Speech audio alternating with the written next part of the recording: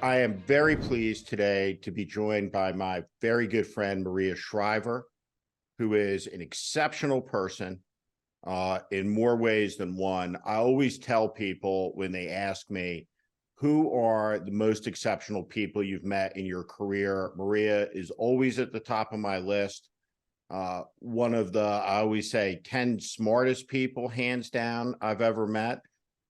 Brilliant person, kind person, and someone who has a very optimistic and unique perspective, I think, in a very troubled time. And your Sunday paper, which is read by me and hundreds of thousands each Sunday, you had a column which really struck me because you used a phrase that I use a lot, and I'm very aware of people using around me all the time.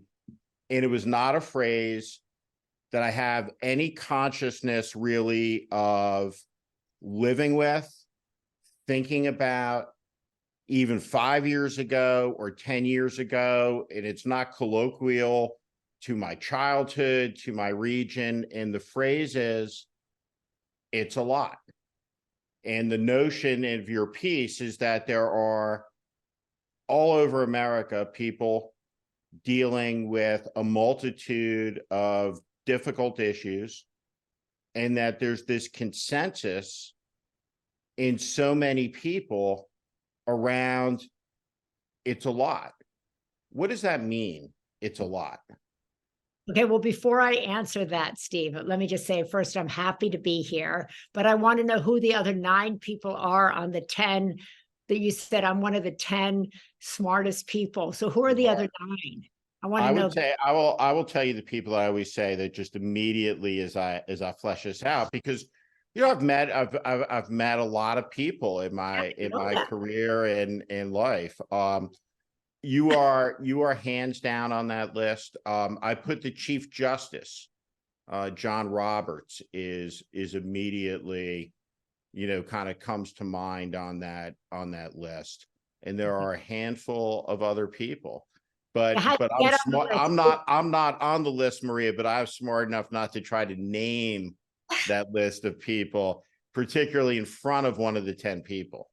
Okay, so are there any qualities that get you on the list, that get you off the list? Are there any things No, that I do say all the time is that you have a way of seeing the world that is unique, that is broad and visionary. And I think, I've worked with all the best political consultants, certainly in the Republican Party. I was involved in Democratic politics per se through the Lincoln Project. I know all the Democratic strategists. I ran a political campaign with you, and it would not have won without you. And you're a brilliant political strategist. One of the very finest, I've ever known. But more broadly than that, I think in the culture, and what you appreciate is that politics is downrange, downriver from our culture, and that we talk about politics as if it's on an island, isolated, apart from, or the headwaters, and it's not. And Right. it's such an obvious and intuitive thing, but most people are completely divorced from this. You're not. And I've always thought that that makes you really unique in the constellation of people that you sit around a table with, and you have these discussions about what should the message be to a state of 40 million people or to a nation of 330 million people. Is the entire premise that there's common interest a fallacy? Is it a illusion? Is it a delusion?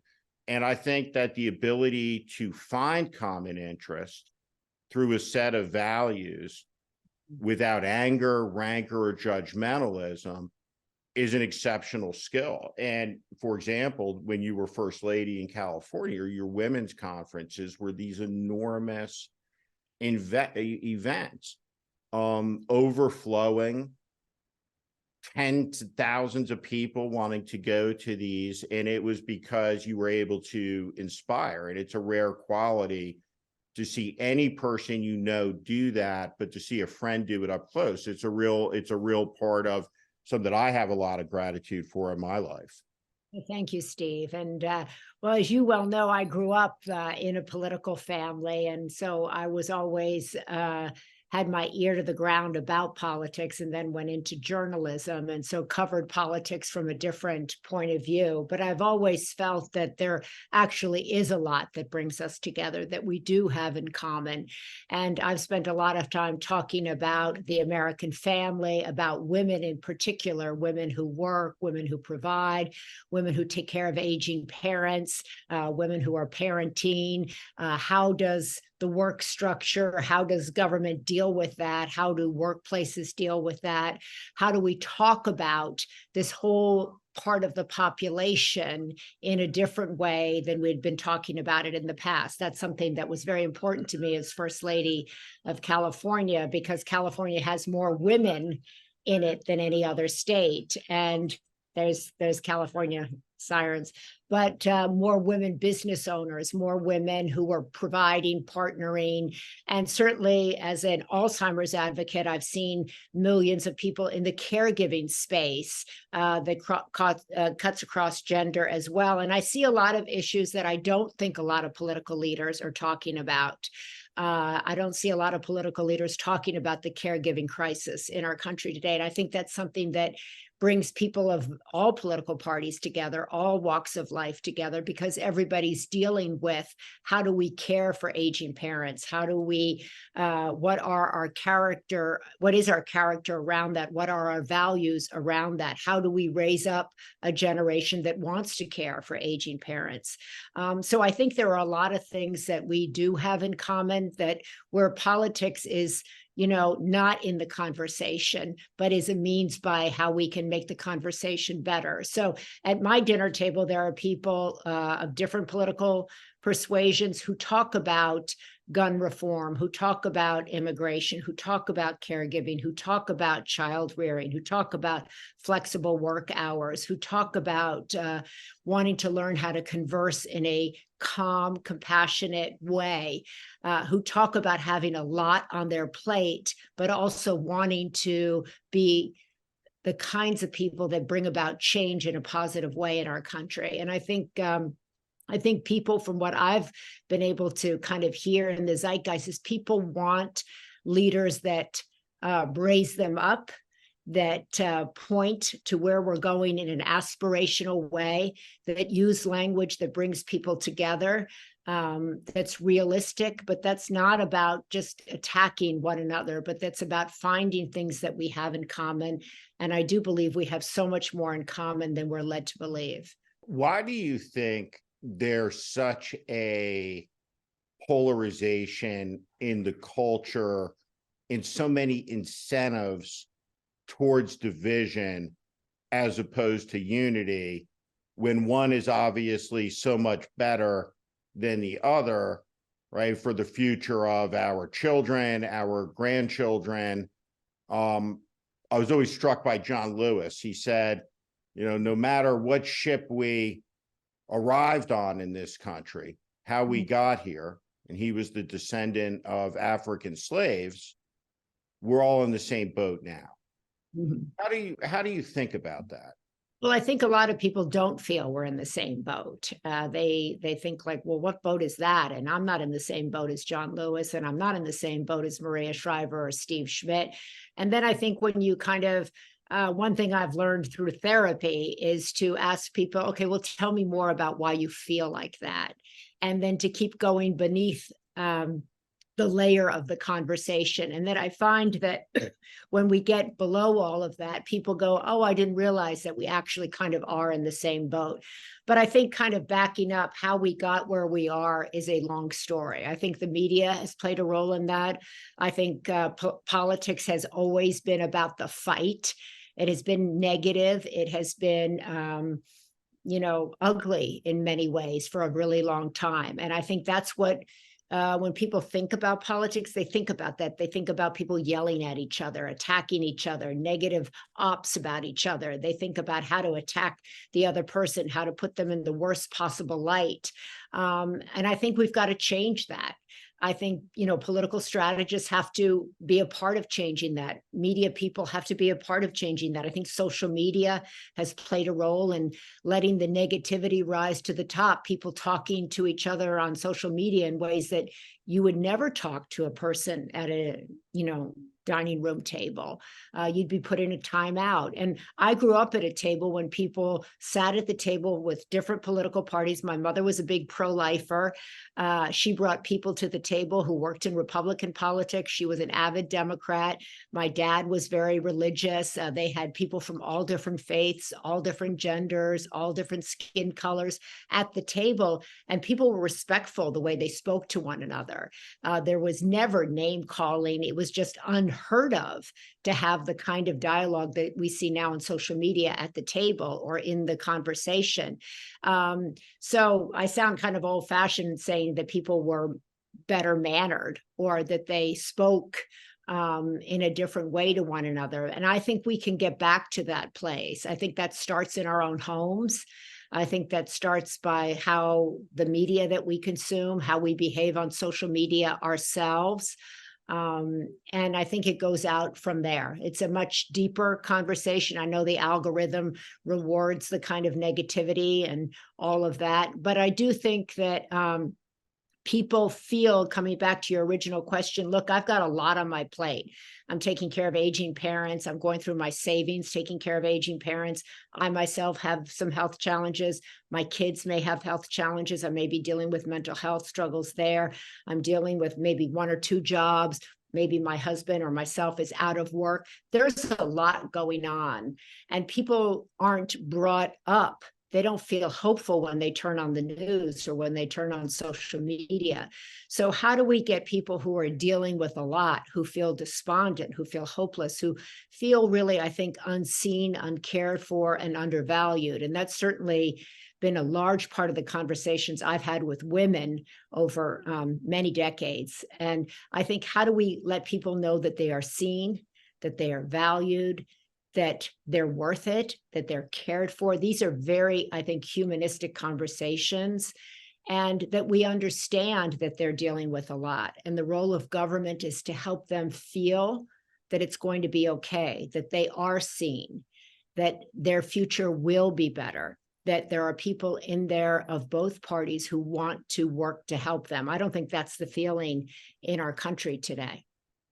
Do you think that when you look at the totality of everything, where the country is at right now, in that spirit, that people have made a judgment and they have simply turned off listening to institutions that they used to respect, and that there's no hope to re-engage them without first turning back on something at those institutions that allows those institutions to permeate the wall that's been put up, to be believed, to be trusted? How do you do that?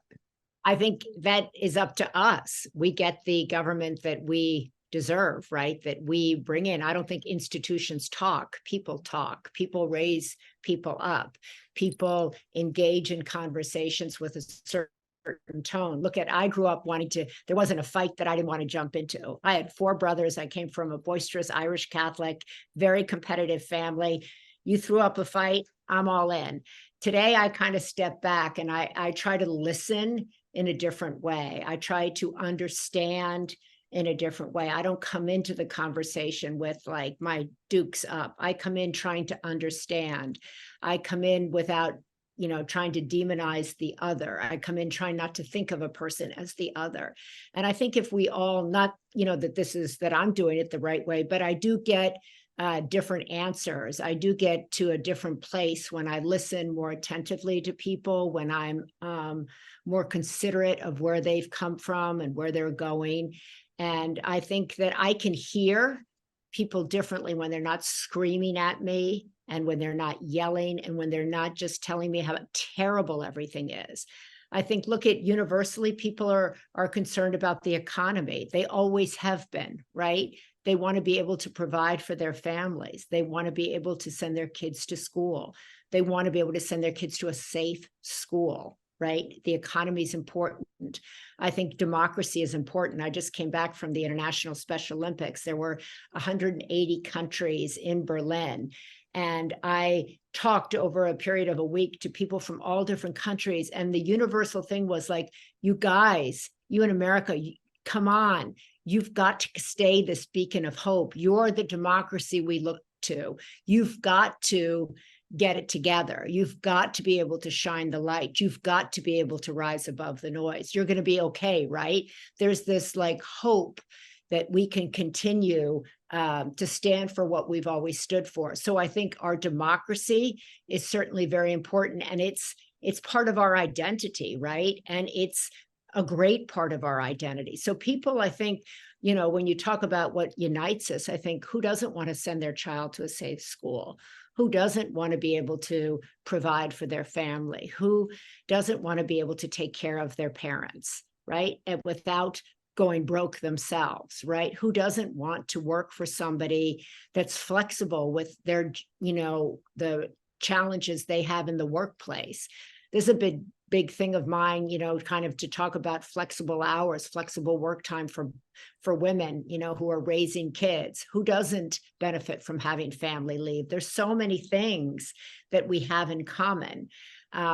So I'm very hopeful. I don't think that's naive. I'm hopeful about our country. I'm hopeful because I see the people in our country. I see the people that came to Special Olympics from the United States, cops who took their time off, who've raised millions of dollars, who've run across the country wanting to be a part of a movement that moves humanity forward, people who are disabled, who look for the best in people. They're out there. We don't raise them up.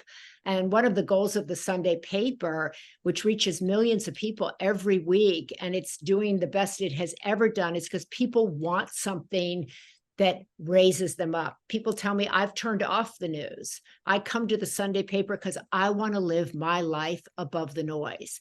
I want to be in community with people who are positive, who want to be aspirational, who want to be part of the problem, and who want to give back and want to make a difference. Who doesn't want to be in that community? When you think about the Special Olympics, Yeah.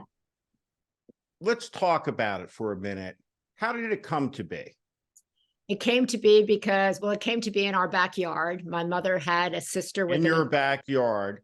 Yes. And now an organization, think about that, 180 countries. Yeah.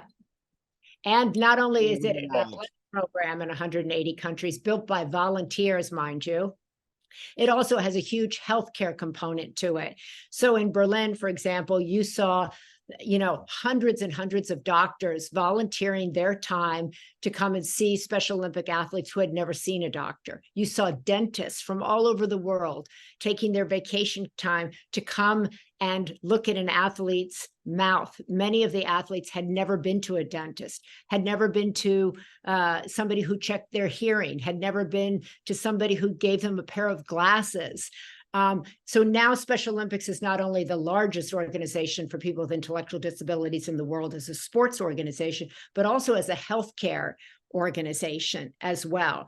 And that came from my mother and also from my father. That came from Democrats and Republicans working together on the Hill.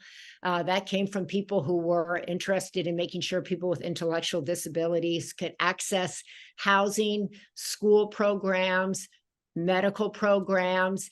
And it was a program and is a program where people don't say like, I'm a Democrat or Republican, I'm not going to help you. It's like, I want to help.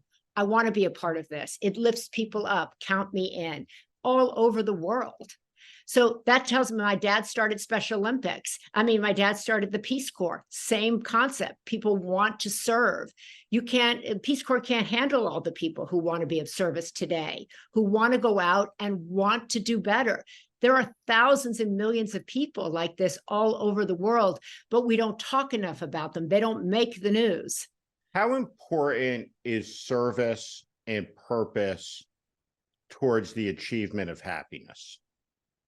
Well, I think it's I think an integral part to everybody's life. Why are you here? What is your purpose in being here? I was raised by two people who believed you were brought here to serve. They didn't have you, there was no excuse, and they thought you should start serving at 4 and 5 years of age. And everybody who was your friend should also serve at 4 or 5, 6. I was a camp counselor at Special Olympics when I was 6 and 7 years of age. Of course, I had no qualifications to be a camp counselor.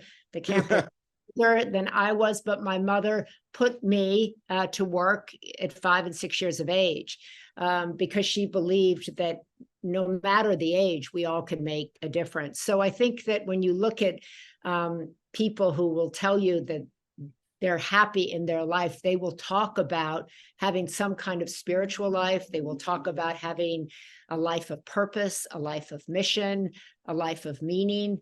They will talk about these verticals of their life as being integral to them living a quote unquote happy life. And that is not a life that's devoid of pain.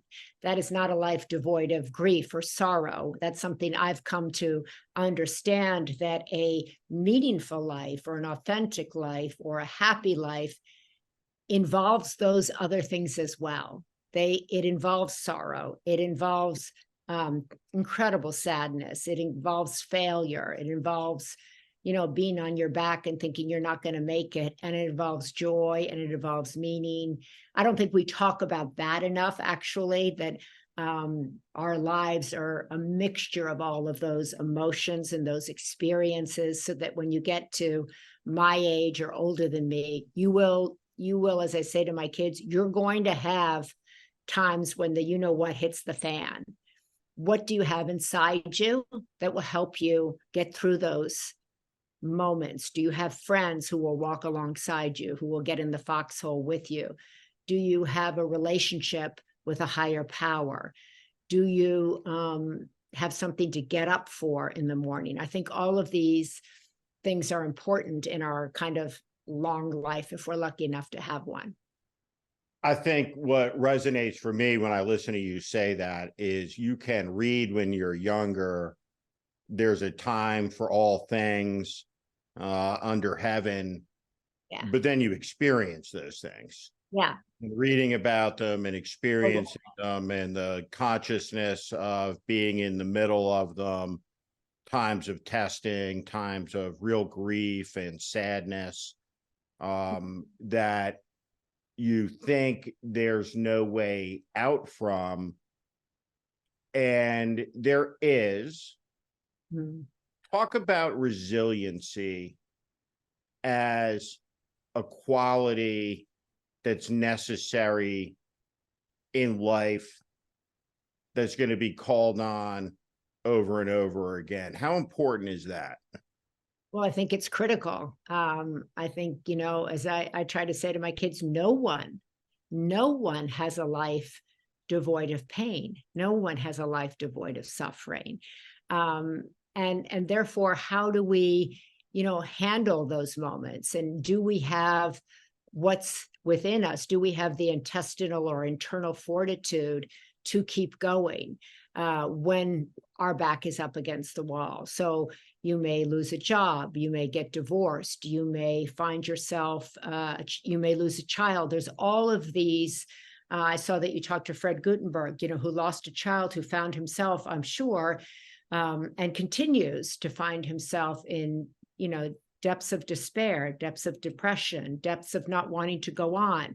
And so we all have to dig in and say, like, I've got to go on. I've got to continue. I need help. I think these are one of the things, that you learn as a grown-up, right? You've got to be able to ask for help and not think that you're so competent that you don't need help. I've found that in my own life. I've had to ask for help. I've been on the ground. I didn't think I would go forward. I didn't know where I was going. I had to rebuild my life. And so I think that, and it's also not a competition whose situation is worse than somebody else's, right? It's when you're in those situations, you're not there to compare, like, oh, well, he or she did worse than me. It's like, how do I pull myself together to carry on? Do I have a relationship with a higher power? Do I have a purpose under heaven, right? Do I have meaning in my life? So I think that having those things and also having friends that help you in those things are critical to having a meaningful life, living a life that matters. Why do you think it is so hard for so many people to ask for help? Well, I think we prize here in this country, right? Independence, strength, being able to do it all, going it alone. And I think, that's the successful person. And I actually think that that image needs updating, right? I mean, what is success? Success for you is different than it is for me. I used to think, oh, if I got to be the anchor of the morning news show, I'd feel really successful. Check and no. I thought, oh, if I write a book on the New York Times bestselling list, I'll feel really successful. Check, no. So it's an internal job, right? Feeling quote unquote successful. When you look in the mirror, do you like that person? Do you feel like that person's living a life of meaning?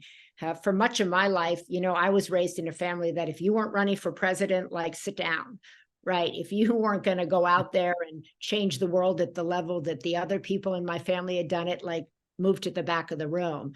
And so that can mess with your head for quite some time. So you try to achieve in your own way something you think is similar to that until you step back and go like, I'm not here to be a sequel. I'm here to carve out my own authentic life. I'm here to honor perhaps what was done before me, to honor my own family's work, if I believe in that the work they did was admirable. But I'm here to live out something original. I'm here to carve out my own authentic path. And that means you don't know where that's going. And that means that, you've got to do that on an internal level so that when you look in the mirror, you like that person, you admire that person, you respect that person. And so you have to make choices, right, along the way that strengthen that. And you can look in the mirror and go, I don't like that person. And you've got to pivot, right? And so I think then if you're pivoting, you're going to have to ask for help because you don't know where you're going. You're like in the forest. So I have found asking for help has been a relief because I would go like, I don't know where I'm going. I don't even know, do I go to the left or the right? Can you help me? People are like, sure, let me help you, or tell me what you need. And a lot of the times we don't even know what we need.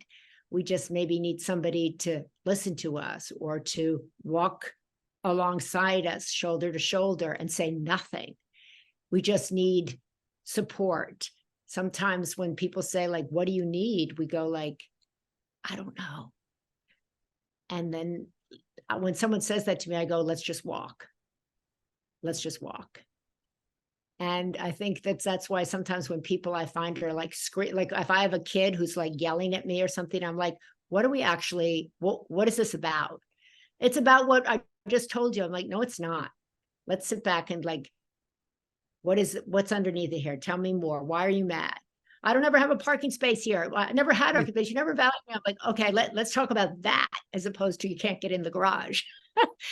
So it's always, that's what I've learned also it's always about something other than what people are fighting about. And I think that's true in politics too. Everybody's fighting about this, but what are we really fighting about? What are we really fighting about? Thank you for listening to my political commentary.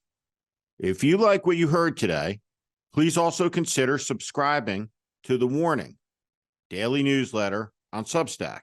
Our democracy hangs in the balance.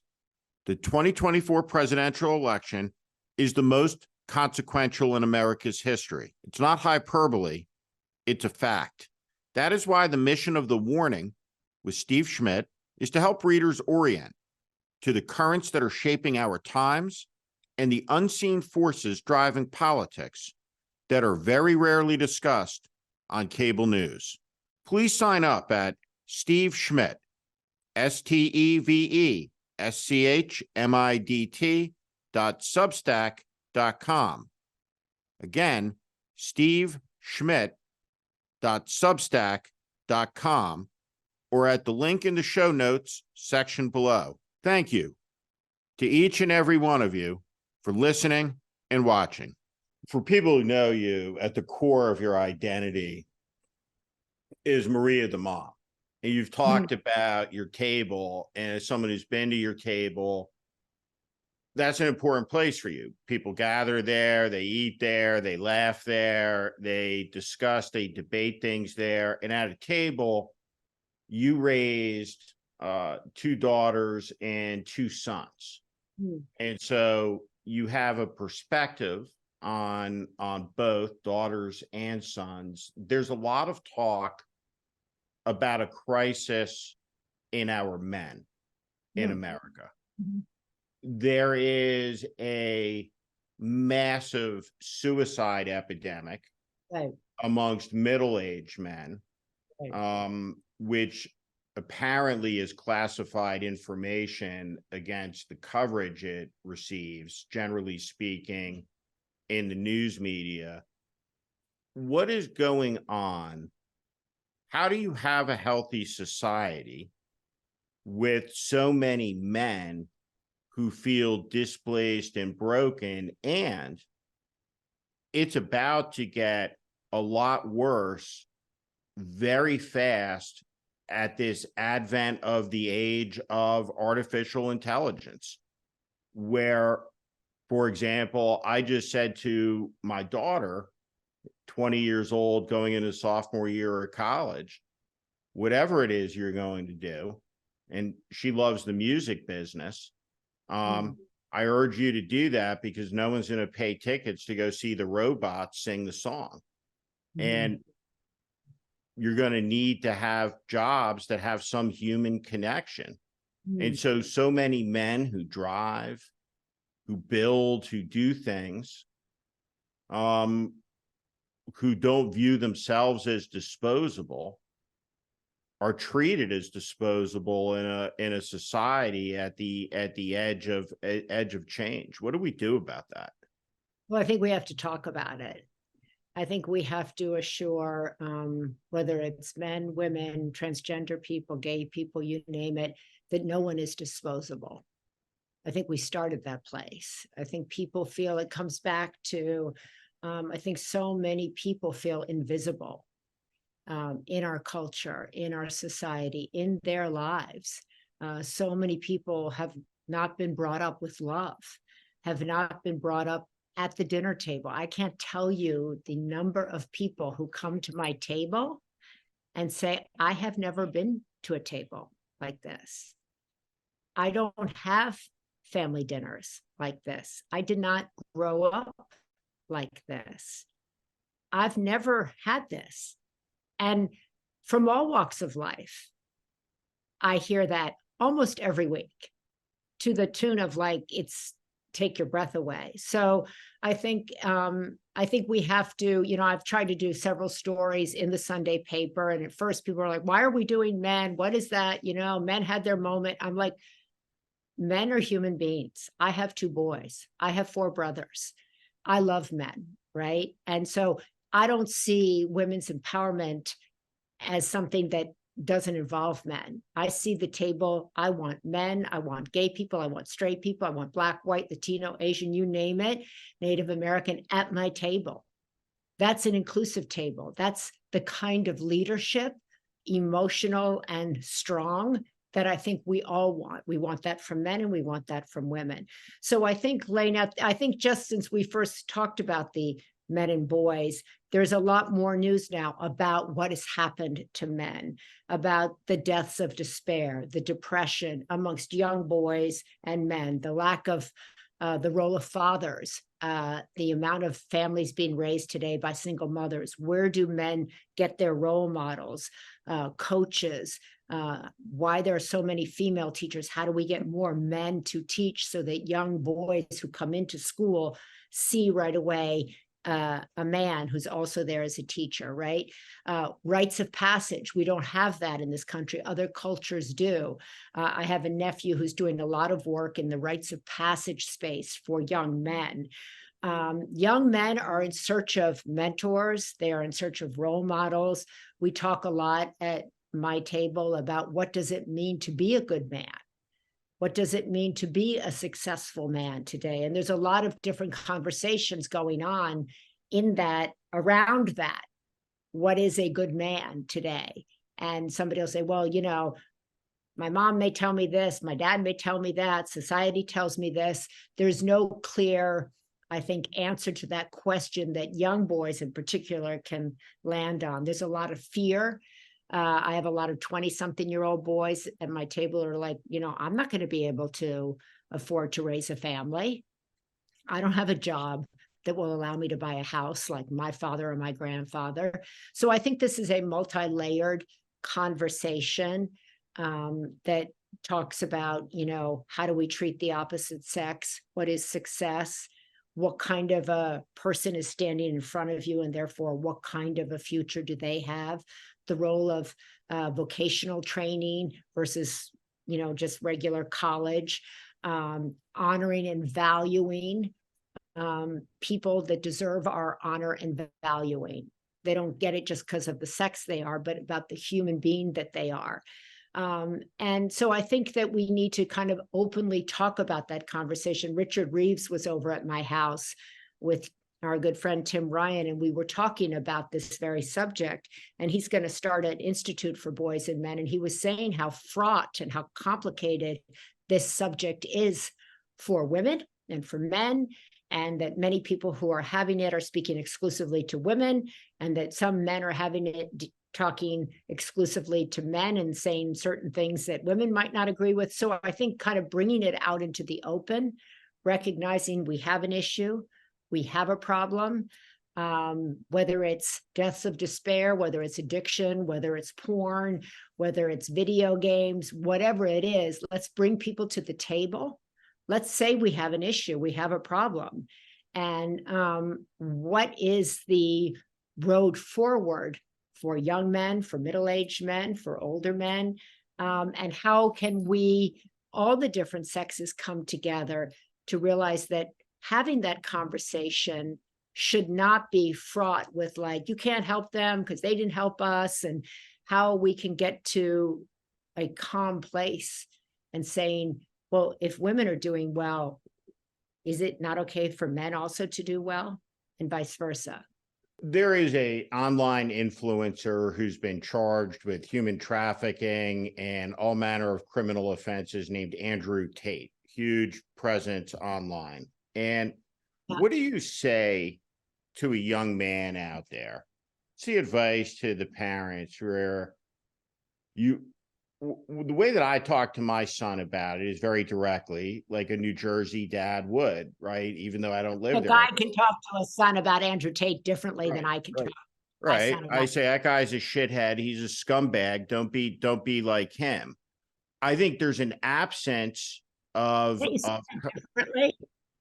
well, I think there's an absence of kind of masculine, decisive, calling that guy out for what he is in the society. Certainly, when I grew up, all the men around me would have said some version of that.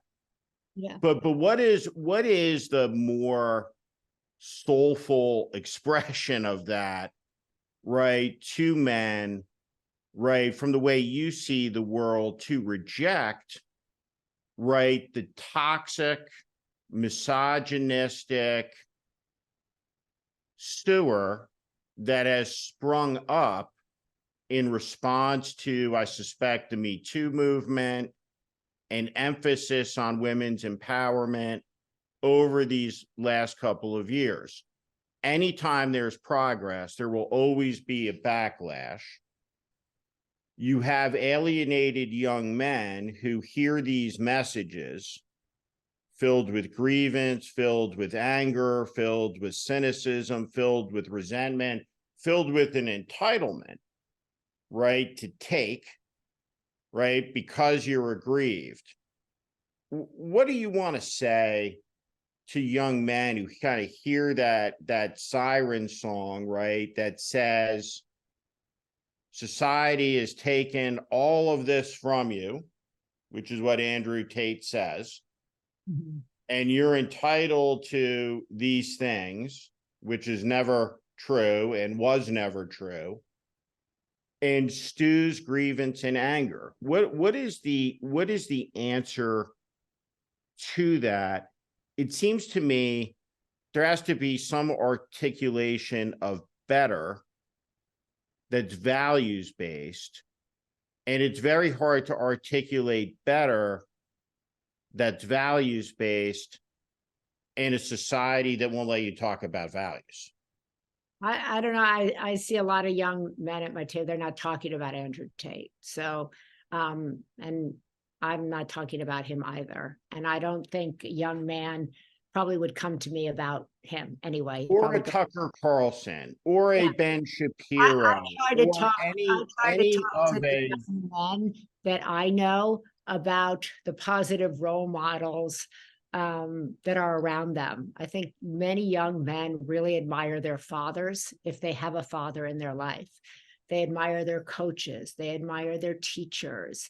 They admire, I have more faith in young men that they admire people doing really good things. I saw, I don't know, thousands of young men volunteering at Special Olympics. I never heard one word about Andrew Tate. I heard everything about, look at that kid's father. These people drove, from this country to that country. They put, their neighbors put them up. These people, open their houses. That's where I stay focused. That's where I stay over here. And to keep looking at, wow, look at that man over there. What an inspiration he is. What is he doing? How is he changing his community? How is he helping young people? How is he, one of my son's greatest, the people he admired most coming up was his football coach at school. He really admired his football coach. He admired the guy who helped him with math tutoring.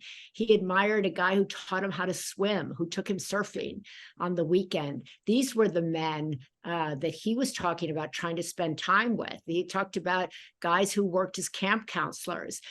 So I mean, what is the values? What are the values within those men? Because the dichotomy we're talking about here between Andrew Tate and all of these people is they exist in a world that I think, and I know, and I feel as a parent is very real, very present. For a long time, I think a lot of parents said, well, this isn't real world that goes on in the phone screen or on the phone screen, but it is real world. It's just happening in a digital space. The Special Olympics is absolutely happening in the real world, in a physical space, not in a digital space. One is preferable to the other. And I think that for me at age 52, whatever age you were that was perfectly aligned to be like literally the first people to hand an iPad to like a toddler or an infant, right? I'm that age. And we did, right? We gave the kids these machines, these phones, we let them play on it. And now we've seen the impact of social media with the benefit of, I guess, a generation almost. Do you have any takeaways from what the impact on society has been, on connection, how it's driven some of the issues that we're talking about? If we could go back, right, to 2010 and say all this stuff is great, right? You can move it with your finger, but right, it's gonna change society in some significant ways, and you ought to think about those. What would those have been to you looking back on them when you think about the impact of coarsening, all from a basis now of all of these issues? Because I know as a parent, the impact of the phone, the Instagram on the kid, I think is immense. I think it's immense on people your age and my age as well. Yeah. I think, I think obviously there's no substitute. You just listen. I think the Surgeon General has done actually a really great job on this and talking about loneliness and talking about the effect of separation of humanity, really. People going up to their rooms and watching, just turning off the people in their own home to turn on what's in the computer. I remember, when my kids were little, their dad and I, we didn't allow any TVs in the room. We didn't let them have phones till 8th grade. They weren't, obviously it was before, they couldn't have an iPad and that sort of stuff, but it was to try to keep them busy in real life with activities, with our conversations, with our dinner table, with things that we could do, so that what was in the phone or in the computer was less interesting than what we were talking about or that what we were doing. And I think that certainly, I think we see record numbers of loneliness. We see record numbers of anxiety, of depression. You don't need to hear it from me. It's everywhere about the effect on young people, but on the effect of people of all ages in terms of how we speak with one another or how we don't speak with one another. People sometimes come to my house and they bring their kids and they give their kid an iPad to come to the table. I'm like, no, we don't do that here. The iPad goes, the kid comes to the table.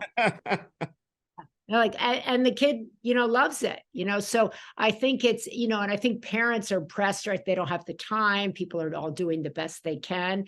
But I think people are really waking up to the effects of all of this technology. I think people are hard pressed for time. They can't afford childcare. So in many ways, the iPad is childcare, right? It's a chance for you to do your work at home if you're a parent and your kid is preoccupied there a little bit. And so I think that, there's, along with my daughter, Christina, we did 2 films called Take Your Pills. One was on Adderall, one was on Xanax, and it dealt with this kind of 24-hour work day that everybody's involved in, lack of boundaries, inability to be bored, inability to dream, inability to turn off, the anxiety that, you're taking a lot of Adderall, then you have to take Xanax to calm down.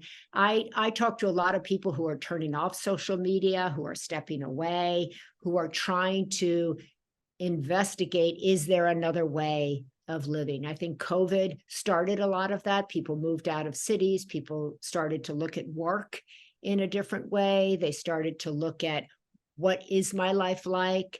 How do I want to work moving forward? Do I want to have children? How many children do I want to have? What is the climate? What is my role in all of this? I think we're in a reawakening in many ways, a reevaluating the role. I think certainly you hear a lot on AI now. The debate is more at the forefront of it. Like, what are we doing? I'm really worried. I don't know enough about AI myself, but I know that in the last 3 months, it went from like nobody talking about it to everybody talking about it. And I can see now when I get letters from people asking me to do something, I can tell when it's AI written. It's just, it's too good, it's too nice, and it's too complimentary, and it's too all over. I'm like, AI, right? But I think, this is a discussion about humanity, about the news business, about journalism, about screenwriters, about all of these things. A lot is being thrown, coming back to a lot. There's a lot being thrown at all of us, and it's happening so quickly that people are struggling to catch up. They're going, what's AI? Where's it going? All of a sudden I'm getting AI. Oh, I just lost my job to AI. It's a lot going on. So I'm also of the feeling that, like, trying to I exercise stepping back and just taking a beat. Wait a minute. What's my role in all of this? What can I do? What can I do with my family, with my company? How can I lead in a way, in this small way, that might be better for the people who work for me or the people who come to my table? I think we all can have that conversation with ourselves. Are we part of the solution? Are we part of the problem? Are we willing to change how we move forward? When you look out ahead, Christina just turned 32, 40 years from now. Yeah. What are you optimistic about when you think about this country? You think about its resiliency. What is life for your grandkids going to be like in their kids? Well, I hope, I hear a lot of people my kids' age talking about, like, I don't even know if I want to have kids, because of the climate.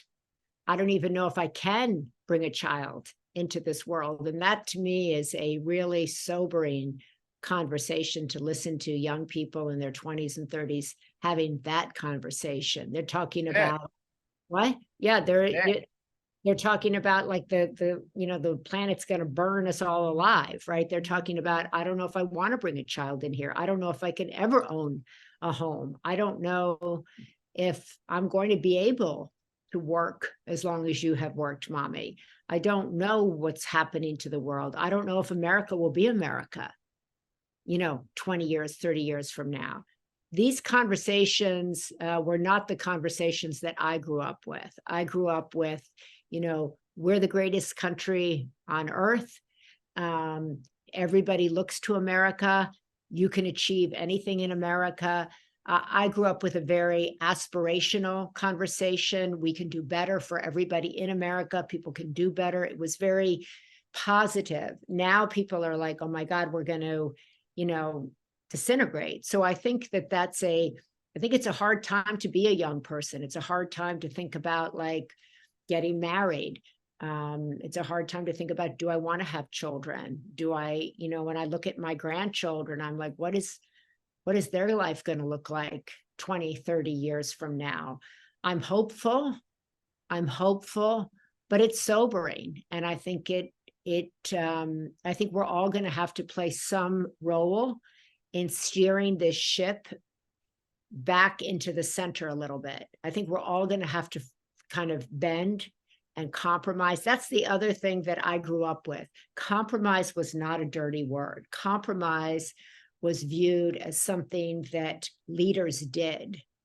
It wasn't viewed as weak. It wasn't viewed as losers. It was like, if I want this, I'm going to have to compromise, right? You have to do that in a marriage, as a parent, right? You always have to compromise. It's life. It's life. It's And the building blocks of life. Amen. But somehow we view it as like, oh my God, they gave this up or that, they're a loser. I think we're so judgmental. I wish we would lose some of that, but I'm hopeful that America will fight for its democracy. I hope America will show people that we could get along, that we could rebuild our center, that we could move forward, that we all found our way together. I think this election is going to be really important. I hope that we can all get above the noise and not jump into the, kind of the gutter. I'm really hopeful about that. Well, we will leave it there. Thank you very much, Maria Shriver, for spending some time. Thank you. I'm very happy to have been here to talk with you. And I'm happy that you have this.